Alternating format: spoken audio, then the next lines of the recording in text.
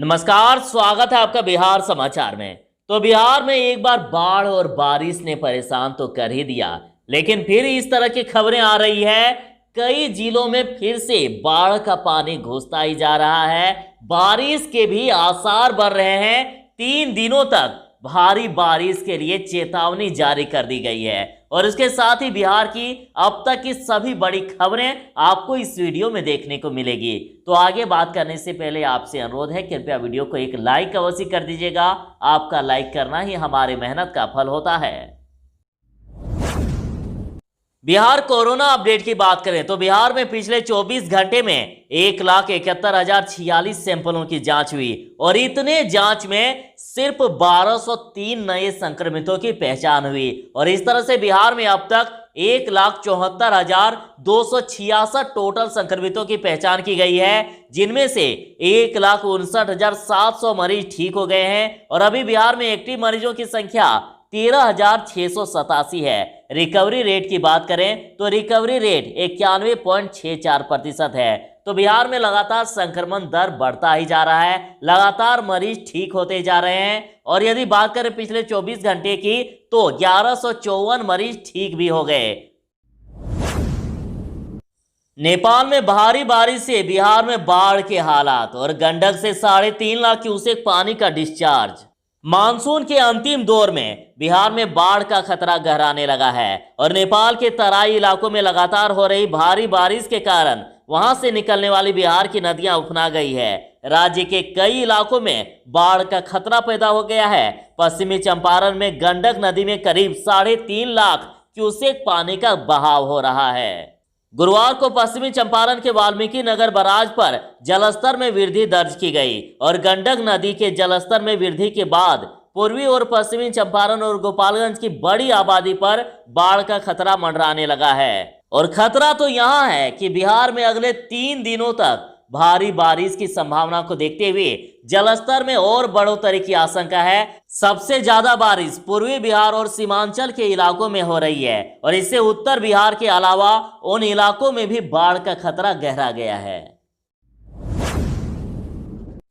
मोदी और नीतीश सरकार पर सुरजेवाला ने बोला हमला और कहा 3 काले कानून से किसानों को तबाह कर रहे। कांग्रेस के राष्ट्रीय महासचिव रणदीप सिंह सुरजेवाला, बिहार प्रभारी शक्ति सिंह गोहेल और छत्तीसगढ़ के स्वास्थ्य मंत्री टीएस सिंह देव ने कहा है कि बिहार में कांग्रेस समर्पित सरकार बनी तो किसानों के लिए न्यूनतम समर्थन मूल्य गारंटी कानून लाएंगे।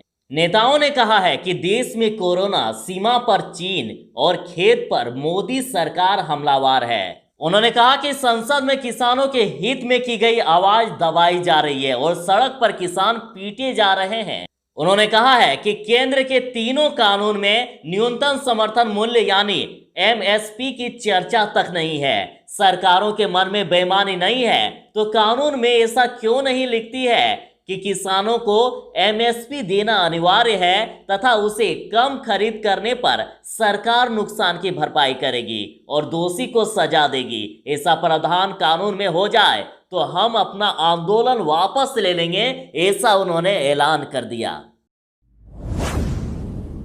गुप्तेश्वर पांडे का ऐलान कि मैं बिहार की किसी भी विधानसभा सीट से चुनाव जीत सकता हूं।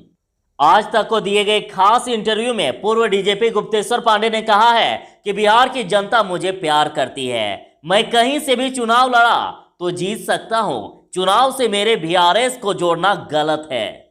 उन्होंने आगे कहा है कि किसी राजनीतिक दल में शामिल हो जाना या चुनाव लड़ जाना पाप है क्या? अगर मैं चुनाव में जाने का फैसला करता हूं तो इसमें क्या अनैतिक और अवैध है? गुप्तेश्वर पांडे ने आगे कहा है कि मैं बिहार की किसी भी विधानसभा सीट से चुनाव लड़कर जीत सकता हूं, वह भी निर्दलीय। 14 सीटों से चुनाव लड़ने का ऑफर है, लेकिन मैं अभी राजनीति में जाने को लेकर फैसला नहीं किया हूं।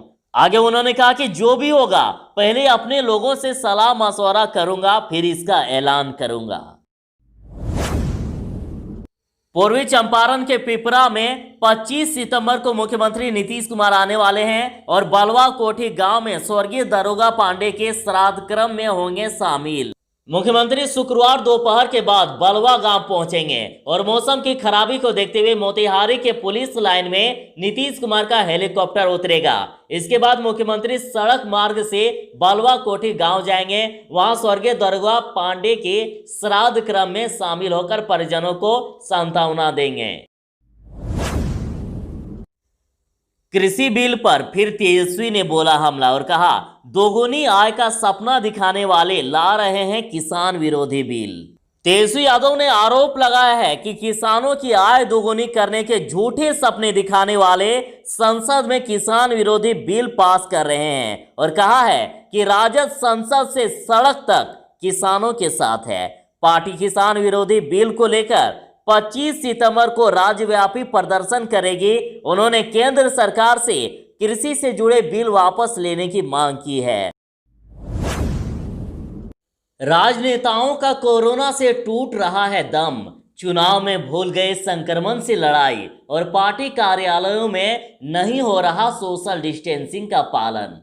बुधवार को रेल राज्य मंत्री सुरेश अरंडी की कोरोना से मौत हो गई। उत्तर प्रदेश और देश के अन्य राज्यों में कोरोना ने कई राजनेताओं को निगल लिया है। इसके बाद भी बिहार में राजनीतिक दल कोरोना से बचाव को लेकर गंभीर नहीं है। नेता अपनी जान खतरे में डालने के साथ हजारों कार्यकर्ताओं की जान से भी खेल रहे हैं। विधानसभा के चुनावी दंगल में सोशल डिस्टेंसिंग के साथ कोरोना को लेकर जारी स्वास्थ्य संगठनों की गाइडलाइन टूट रही है। हर पार्टी कार्यालय पर हर दिन टूटते नियम बड़े खतरे की घंटी हो सकते हैं। महागठबंधन से अलग होंगे उपेंद्र कुशवाहा और आरएलएसपी के हाई लेवल मीटिंग में लिया गया है अहम फैसला। गुरुवार को हुई हाई लेवल मीटिंग में जिला, प्रदेश व राष्ट्रीय कमेटी ने सर्वसम्मति से प्रस्ताव पारित कर कहा है कि दल किस गठबंधन में रहेगा इसका निर्णय उपेंद्र कुशवाहा लेंगे और महागठबंधन में बने रहने को लेकर तमाम कोशिशों का उल्लेख करते हुए पार्टी ने कहा है कि राजद के व्यवहार के कारण ऐसी परिस्थिति उत्पन्न हो गई है कि अब निर्णय लेने का समय आ गया है। बिहार में शिक्षक या नियोजित शिक्षक लगातार अपनी मांग को लेकर आंदोलन करते रहते हैं, लेकिन यहां कहना है राजनाथ सिंह जी का कि नीतीश कुमार ने शिक्षकों के लिए क्रांतिकारी कदम उठाए हैं। रक्षा मंत्री राजनाथ सिंह ने कहा है कि बिहार सरकार शिक्षकों के कल्याण के लिए प्रतिबद्ध है। सरकार का मानना है कि राष्ट्र का सर्वांगीण विकास शिक्षक ही कर सकते हैं। मुख्यमंत्री नीतीश कुमार ने शिक्षकों के लिए क्रांतिकारी कदम उठाए हैं। संसद से सड़क तक कृषि बिल का विरोध करेगा राजद।